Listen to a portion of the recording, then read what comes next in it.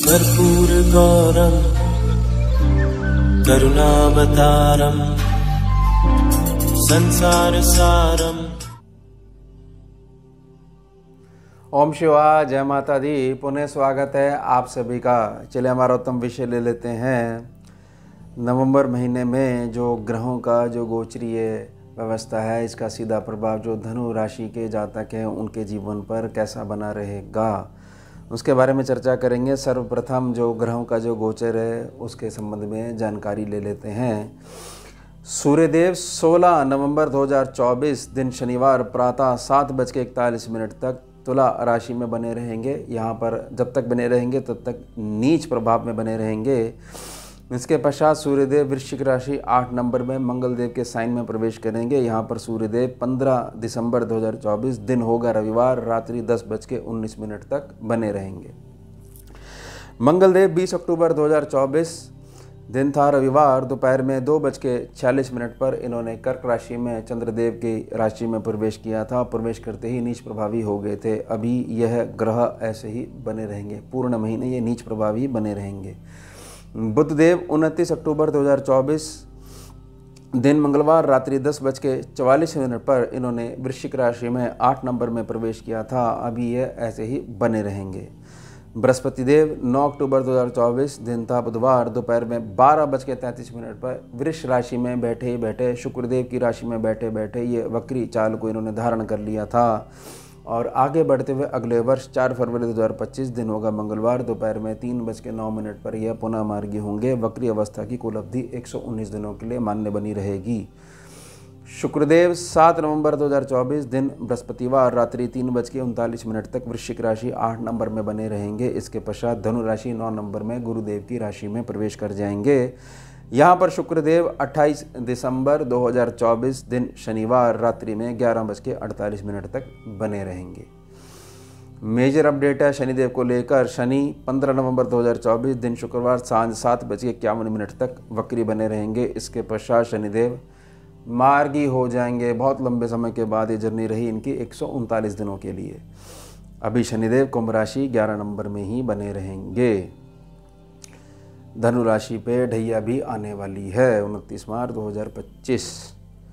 फिक्र मत करिए, ढैया से संबंधित जो भी चिंताएं हैं, अगर आपने अपने आप को उस अनुभव में जोड़ लिया है जो साढ़े साथी के कड़वे अनुभव हैं, जिन्होंने आपको बहुत मजबूती प्रदान करी है, अपने पराये का भेद करा है, तो ये ढैया आपको बहुत ऊंचा उठाने के लिए आ रही है। और हमेशा ध्यान रखिए करिए कि शनिदेव हमारी स्कैनिंग विद्या में, केवल हमारी स्कैनिंग विद्या में 6 महीने आगे और पीछे अपना इफ़ेक्ट डाल के चलते हैं। यानी जब भी आने वाले हैं, जब भी राशि परिवर्तन करने वाले होते हैं, तो आने वाली राशि पे 6 महीने पहले अपना असर दिखाना शुरू कर देते हैं। और जब जाते हैं ऑफिशियल डेट से जाते हैं तो 6 महीने तक अपना प्रभाव छोड़कर जाते हैं। ध्यान रखिएगा। तो 6 महीने और जोड़ लिया करो, आगे और पीछे, तो बहुत अच्छे से कैलकुलेशन समझ में आने लग जाएगी।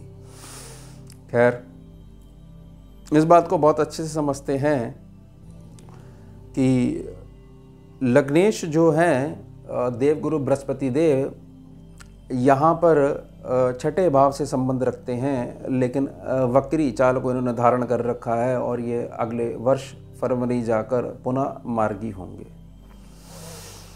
शनिदेव आपके तीसरे भाव में हैं, जो वक्री बैठे हुए थे, जो भाग्य स्थान को देख रहे हैं, वहीं पे बैठे रहेंगे, भी कुंभ राशि में रहेंगे, लेकिन पुनः मार्गी हो जाएंगे।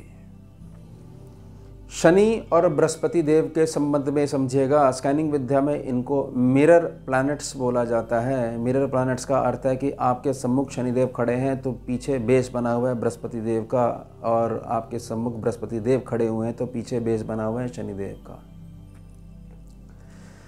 अब जो चीज़ें आपने बृहस्पति देव जब से वक्री हुए हैं, जब से आपने उंगली टेढ़ी करी है, उस उंगली टेढ़ी करने से जो असर आना चाहिए, उस असर को अप्लाई करने के लिए जब तक ये दोबारा वक्री नहीं होंगे और अगले साल गर्मियों में ये पुनः वक्री होंगे। हर साल वक्री होते हैं। कौन? शनिदेव। सिस्टम है इनका। तो वो जो इफ़ेक्ट जो उंगली टेढ़ी करी है, उससे जो घी निकालने का जो प्रोसेस है, वह घी अब आपके हाथ में आएगा। इसलिए ये पुनः मार्गी हो रहे हैं। अब आ गया है रिजल्ट भोगने का टाइम। अगर आप अलर्ट हो चुके हो जब से देवगुरु बृहस्पति देव वक्री हुए हैं। काम भी बहुत आएगा, और काम जो आएगा वह आपकी नीति पे आएगा। मस्तिष्क का कितना ज़्यादा आप प्रयोग करते हो उस आधार पर आपके पास काम आएगा। और इमोशंस पे बहुत ज़्यादा आपका अगर कंट्रोल बन चुका है तो काम में बहुत ज़्यादा उन्नति देखने को मिलेगी। ध्यान रखिएगा। और पुरानी जो कुछ मिस्टेक्स ऐसी हैं जिनकी वजह से आपके ऊपर एक प्रकार का लोड बना हुआ है, कर्जे का, डेब्ट का जो लोड बना हुआ है, वह भी क्लियर होना शुरू हो जाएगा। क्योंकि अगर हमारे ऊपर कर्जा बना हुआ है तो उसके लिए पहले कर्म जिम्मेदार है, तभी वो कंडीशन हमारे जीवन में बनी है। और उसको काटने के लिए हमारे पास जो इनकम आती है उसका बढ़ना ज़्यादा ज़रूरी है, तभी हम वो कर्जा लौटा पाएंगे। ध्यान रखिएगा। तो उस हिसाब से हमारे को दूसरे जोन में ट्रांसफ़र करने के लिए कुछ विपरीत परिस्थितियाँ हमारे जीवन में बनती हैं, तभी हम नई दिशा से, नई जगह से जुड़ पाते हैं। और फिर जाके हमें रियलाइज़ होता है कि जो कुछ होता है वह ईश्वरीय इच्छा से हमेशा अच्छे के लिए होता है। उसके रिजल्ट्स बेशक हमें बहुत देर में समझ में आते हैं। पहला जो सेक्शन है इससे शुक्रदेव भी संबंध रखेंगे। शुक्रदेव जैसे संबंध रखेंगे यहाँ पर वह कंडीशंस बनने लग जाएंगी जिन धनु राशि के जातकों का जो विवाह नहीं हुआ है उसके बीज डल जाएंगे। इसका अर्थ यह नहीं है कि जब तक दिसंबर तक ये यहाँ पर बने हुए हैं, जब तक इस राशि में बने हुए धनु राशि में, अगर तब तक कुछ हुआ तो ठीक है, नहीं हुआ तो फिर हमारा चांस चला गया। नहीं, यह जो टाइम है इसमें बीजारोपण करे जाएंगे, कंडीशंस जो हैं वह बनने लग जाएंगी, रिजल्ट्स जो हैं वह आने वाले समय में आपको देखने को अवश्य मिल सकते हैं।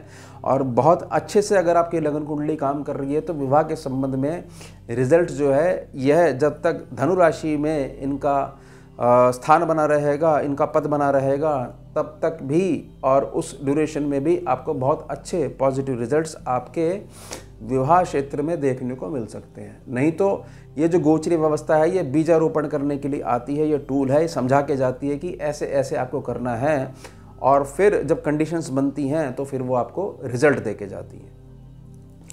सेकंड सेक्शन शनिदेव का है। धन स्थान के स्वामी वक्री हो गए थे मेहनत के सेक्शन में। सीधा समझिएगा, करी गई मेहनत से धन आ रहा है, लेकिन करी गई मेहनत धन में कन्वर्ट नहीं हो पा रही है, तो अब वह धन में कन्वर्ट होनी शुरू हो जाएगी। और पितृपक्ष के बाद से अगर धन के संबंध में कुछ भी पॉजिटिव रिजल्ट आए हैं तो प्रार्थना रहेगी, कुंडली बहुत सही चल रही है, दशाएं बिल्कुल ठीक चल रही हैं, व्यर्थ में भ्रम और वहम का बीज को नहीं धारण करिएगा, सब कुछ ठीक ही चल रहा है। थोड़ी बहुत धूप छांव तो जीवन में चलती है, क्योंकि प्रारब्ध तो आप अपने साथ लेकर ही आते हो अपने संचित कर्मों में से। ध्यान रखिएगा, नहीं बन रही है तो कुंडली की स्कैनिंग करवाइए, तभी ही रिजल्ट मिल पाएगा। नहीं तो ये तो मात्र गोचर की गणनाएं हैं, संभावित गणनाएं हैं।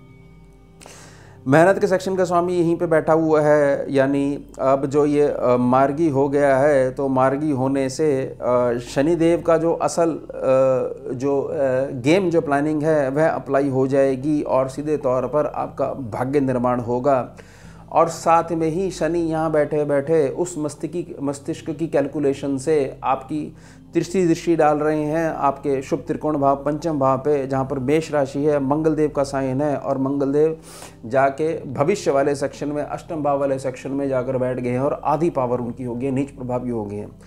कहने का मूल क्या है? कहने का मूल यह है कि आने वाला उत्तम भविष्य तैयार खड़ा है। पितृपक्ष के बाद से अगर धन के संबंध में थोड़ी बहुत भी पॉजिटिविटी आई है तो आने वाले समय में अनेकों मार्ग से आपके पास धन आने वाला है, बशर्ते आपकी लगन कुंडली मजबूत है या नहीं है, क्योंकि ये मात्र गोचर है। गोचर तो ऐसे ही चलते रहते हैं, ऐसे ही घूमते रहते हैं। राहुदेव पे हम बात कर लेते हैं। राहुदेव हमेशा गर्मियाँ पूरी निकल गई, एक बेसलेस जो व्यर्थ का जो भय उसको देते आ रहे हैं। कोई भी चीज़ खटपट हुई और आपने उसको एक आधार बनाते हुए भविष्य निर्माण करना शुरू कर दिया कि देखिए कुछ अच्छा नहीं होगा, ये 3 दिन अच्छा चलता है, फिर चौथे दिन बिगड़ जाता है। और वो मात्र एक प्रकार की व्यवस्था है, ग्रह का अपना ढंग है काम करने का। अगर आप उस पर रिएक्ट ही नहीं करोगे, ध्यान ही नहीं दोगे, तो ग्रह आपको जो बेसलेस फियर दे रहा है, व्यर्थ का जो भय दे रहा है, उसको नहीं दे पाएगा, कामयाब नहीं हो पाएगा।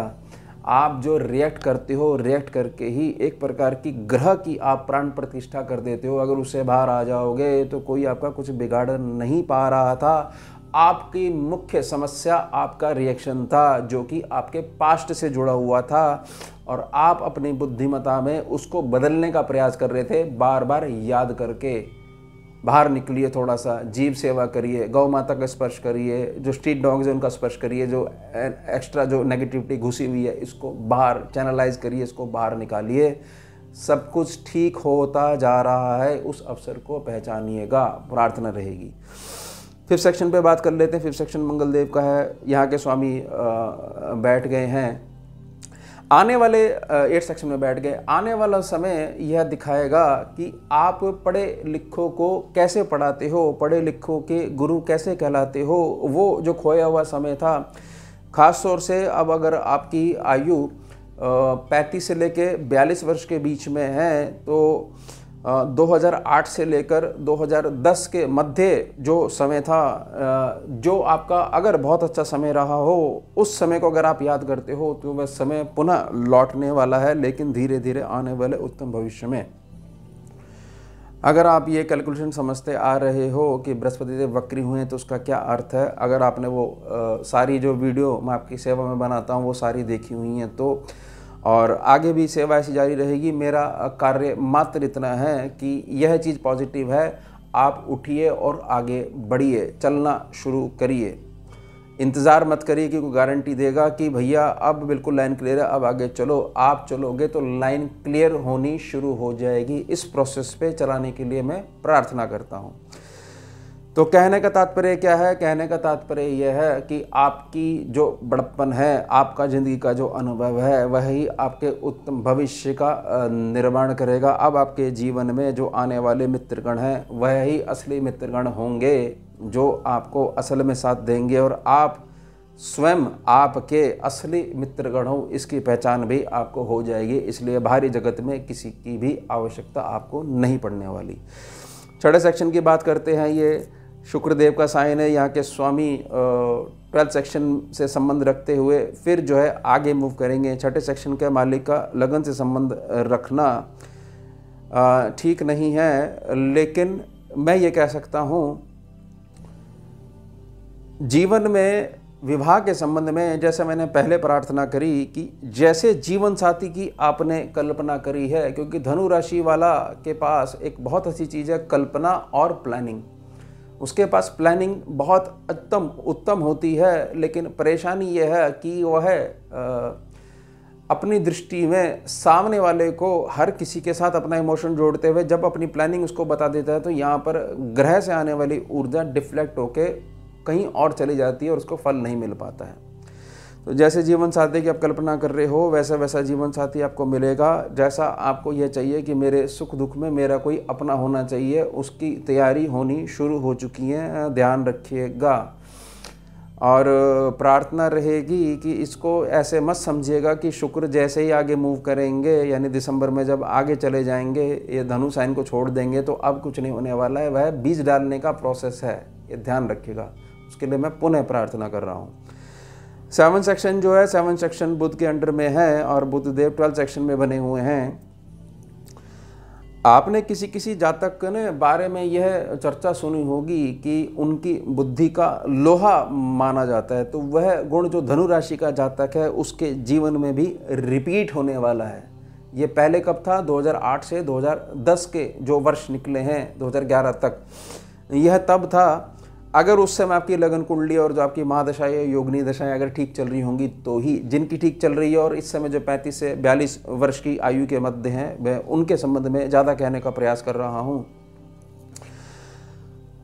बुध देव जब भी 12th सेक्शन से संबंध रखते हैं और सीधा संबंध जो है उनका 7वें भाव से है, आपके जीवन में जिस जीवन साथी का प्रवेश होने वाला है, वह जहां आप नहीं बोल पाते हो, घर में, परिवार में, व्यर्थ का जो आपकी ही अपनी प्रॉपर्टी है उस पे व्यर्थ में आपका मीठे मीठे तरीके से वह प्रॉपर्टी पे आपके ही अपने लोग बैठे हुए हैं और यह इंतज़ार कर रहे हैं कि इसका तो कुछ नहीं होने वाला है, इसका तो विवाह होगा ही नहीं, विवाह होगा नहीं तो जोड़ा बनेगा नहीं और संतान आएगी नहीं, तो घूम फिर के ये हम पे आश्रित बना रहेगा। उन सबके जितने भी सपने हैं वो टूटने वाले हैं, क्योंकि यह अटल है कि आपके जीवन में जीवन साथी आना अटल है। बेशक आपकी आयु 35 प्लस हो चुकी है, लेकिन कोई बात नहीं।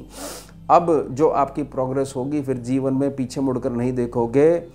और प्रार्थना रहेगी यह जो सो कॉल्ड आपके अपने हैं, जिनकी पॉलिसी है आपको यूज़ करना और लगातार यूज़ करना, और तब तक जब तक प्राण ना निकल जाए उसके पश्चात थ्रो कर देना। उसके पश्चात आपसे कोई मतलब नहीं है। इनकी तरफ पीछे मुड़कर कभी मत देखिएगा। प्रार्थना रहेगी प्रकृति तैयार कर रही है उस अपने को आपके पास भेजने के लिए। उसके जो विलंब हो रहा है वह आपके कंपैटिबिलिटी में उसको उतरने में थोड़ा से दिन और लग रहे हैं, कुछ महीने का समय और लग रहा है, और ये अगला वर्ष पूर्णता आपका है। धनु राशि का जो जातक है, क्लियर होना चाहिए आपको कि हाँ मेरी राशि धनु है, चंद्र राशि पर आधारित फल है। ये क्लियर होना चाहिए। नाम से कोई राशि नहीं होती, हमेशा प्रार्थना रहती है।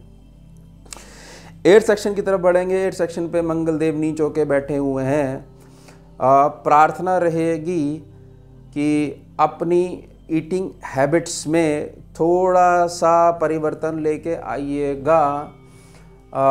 इस बात को बहुत अच्छे समझिएगा कि हमेशा धनु राशि जो है वह उदर रोग से पीड़ित और प्रभावित बनी रहती है, और ख़ास तौर से कॉन्स्टिपेशन जैसे दिखते हैं या पूर्णतः पेट साफ नहीं होना, इससे व्यर्थ में टेंशन बनी रहती है। सारा दिन जो है ऊर्जा से एक प्रकार का अलगाव बना रहता है। तो यह चीज़ जब तक मंगल देव नीच प्रभावी बने हुए हैं तब तक इसका ध्यान रखिएगा। पौष्टिक भोजन खाइएगा, बाहर के भोजन को त्यागिएगा। और प्रार्थना रहेगी कहीं बाहर जा रहे हो, टूर पे हो, ट्रैवल कर रहे हो, अनजाने शहर में हो जहाँ बहुत कम जान पहचान है, वहाँ किसी प्रकार के ट्रैवलिंग में अगर कोई बात ऐसी हो जाती है, सड़क पे व्यवस्था कुछ ख़राब हो जाती है, तो वहाँ से निकलना ही आपका सर्वश्रेष्ठ उपाय है। वहाँ से निकलेगा, व्यर्थ के झगड़ों से बचिएगा। कुछ ऐसी सावधानी बना के रखिएगा, मेरी बहुत ज़्यादा निजी प्रार्थना रहेगी। लक के सेक्शन का मालिक जो है 12 सेक्शन में बैठ जाएगा। रोके नहीं रुकोगे। अब आप सूर्यदेव बैठ गए ना, बुधदेव बैठ गए ना, 12th हाउस में बैठ गए। साइन है वृश्चिक राशि का, और वृश्चिक राशि वालों की खासियत है कि छोड़ते नहीं हैं। प्यार में भी अपना पूरा साथ निभाते हैं और शत्रुता भी पूरी निभाते, छोड़ते नहीं हैं, बकाया नहीं रखते किसी का भी, पूरा सूद समेत वापस करते हैं। तो वो राशि के साइन में बैठ गए सूर्य और बुध। सूर्यदेव कहाँ से संबंध रखते हैं? सूर्यदेव संबंध रखते हैं आपके भाग्य से। बुधदेव कहाँ से संबंध रखते हैं? आपके 10वें सेक्शन से, और आपके जो हर महीने जो पैसा आता है यानी 7 सेक्शन से। रोके नहीं रुकोगे अब आप। और यह परिवर्तन पॉजिटिव आना शुरू हुआ है जैसे ही ये पितृपक्ष गए हैं। नवरात्रों से एक नई चेतना आपके अंदर आ गई है, और जो नेगेटिविटी का माहौल था वहाँ से दूर होते जा रहे हो, और अच्छे दूर होते जा रहे हो। उसकी रिप्लेसमेंट भी बहुत जल्दी हो जाएगी उन लोगों के लिए। ऐसा नहीं है कि वो लोगों के पास जो आपके कार्य अटके हुए थे कोई दूसरा मिलेगा या नहीं मिलेगा, इन पे आश्रित बना रहेगा। तूती बोलेगी आपकी, रोके नहीं रुकोगे। भाग्य अब आपने समझ लिया है कि मेरे से ही मेरे भाग्य का निर्माण संभव है, तो मुझे मेरे को ही साथ में लेकर चलना है, ये ध्यान रखिएगा। 10 सेक्शन पे केतु बैठे हुए हैं। बहुत समय हो चुका है अपने कर्म क्षेत्र पर, मस्तिष्क के स्थान पर अपना हृदय लगाते हुए। जिस व्यक्ति ने आपको जैसे प्रार्थना करी, आपने अपना कर्म क्षेत्र वैसा मोड़ लिया क्योंकि उसने ऐसा कहा, और बात में आपकी जो इंटेंशन थी कि यह कार्य नहीं होने वाला है, आपके कहने पर मैंने अपना कर्म क्षेत्र यहाँ से उठाकर यहाँ चेंज करा, जॉब चेंज करी, व्यापार में नए बदलाव करे, केवल आपके कहने पर। और मैंने जो आप पे ट्रस्ट करा वह ट्रस्ट लगातार, मैंने उस इन्वेस्टमेंट को लगातार नीचे जाते हुए देखा है। तो अब यह चीज़ जो ये इतने जो गर्मियों का जो समय निकला, इसने आपको सिखा दिया कि घूम फिर के आप ही ठीक थे। यह आपका एक कर्जे का समय था। इतने दिन का दाना पानी आपका उस जगह से, उस स्थान से, उस व्यक्ति के साथ लिखा हुआ था। अब वह आपका दाना पानी हो चुका है पूर्ण, और एक नया कर्म क्षेत्र या कर्म क्षेत्र में आपकी एक नई नीति आपका इंतज़ार कर रही है। पुनः प्रार्थना करूँगा ये सारे बदलाव पितृपक्ष के बाद से आप देखना शुरू करना। दिमाग से चलने का समय आ चुका है, ध्यान रखिएगा इस बात का। 11 सेक्शन पे जब तक सूर्यदेव नीच के बैठे हुए हैं आधे महीने तक, तो थोड़ा सा लाभ जो है वो थोड़ा सा दूर है, लेकिन जैसे ही ये आगे मूव कर जाएंगे तो आपका लाभ सेक्शन है, लाभ सेक्शन इस तरीके से कार्य करेगा कि उससे संबंधित ग्रह प्लस उसके साथ मैत्री स्वभाव वाला ग्रह जिस सेक्शन पे बैठा हुआ है वह सेक्शन एक प्रकार की एक ऐसी पद्धति है जहाँ पर उन ग्रहों का रस निकलता है, उनके पोषण निकलते हैं और पूरी कुंडली पर छा जाते हैं, अपना असर डालते हैं। इसलिए एक जो प्लैनेट है जो 12th सेक्शन में बैठा हुआ है उसका जो असर है वह पूरे कुंडली में अप्लाई होता ही होता है। इस बात को ध्यान में रखते हुए कि वह जो ग्रह है आपकी लगन कुंडली में कहाँ बैठा हुआ है और क्या दशाओं में या योगिनी दशाओं में क्या वह जागृत है या जागृत नहीं है, ये ध्यान रखिएगा।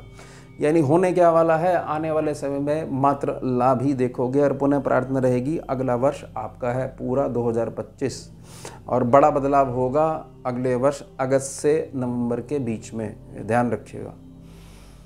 पुराना दिन आपके वापस आएंगे अगर आपकी चंद्र राशि धनु है, केवल गोचर के आधार पर। लगन कुंडली क्या कहेगी तो ही बात पक्की हो पाएगी, उसके अलावा बात पक्की नहीं हो सकती है। 12th सेक्शन की बात करते हैं। 12th सेक्शन का मालिक बैठा हुआ है 8th सेक्शन में बैठा हुआ है। पुनः प्रार्थना रहेगी, पहले भी मैंने प्रार्थना करी है कि आपकी कुंडली में 6th हाउस, 8th हाउस और 12th हाउस, इनके मालिक अगर आपस में ही घर बदल के बैठे हुए हैं, यानी 6th सेक्शन का स्वामी 6th में बैठ जाए, 8th में बैठ जाए या 12th में बैठ जाए, 8th का स्वामी 8th में 6th में 12th में बैठ जाए, 12th का स्वामी 12th 6th से 8th में बैठ जाए, तो आपकी कुंडली में यह राजयोग होता है। लेकिन ये राजयोग बहुत ज़्यादा मस्तिष्क से आपको बाहर निकलना पड़ेगा। हर जगह प्रार्थना करने से, हाथ जोड़ने से कार्य नहीं होने वाले हैं। सामने वाले को ये बताना पड़ेगा कि ये कार्य आज होना चाहिए, नहीं तो हम उठ के दूसरे किसी व्यक्ति के पास चले जाएंगे। वह जो थोड़ा सा भय का डंडा है वह थोड़ा सा चलाना पड़ता है, शासन करना पड़ता है, सामने वाले को नियमों में बांधना पड़ता है और स्वयं के ऊपर नियम अप्लाई करने हैं, तो ये भर भर के राजयोग फलित होता है। तो इस प्रकार से ये राजयोग अप्लाई आपके पास हो रखा है, ध्यान रखिएगा।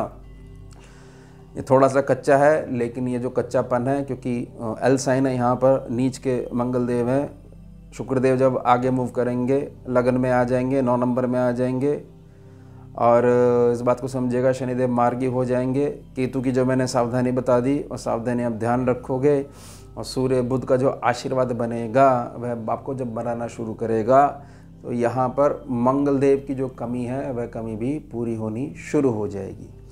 तो यह हो गया आपका उत्तम राशि फल ग्रहीय गोचरीय व्यवस्था के आधार पर। अब मिलते हैं आपसे अगले भाग में नए विषय के साथ। जुड़िए और जोड़िए। ओम शिवा जय।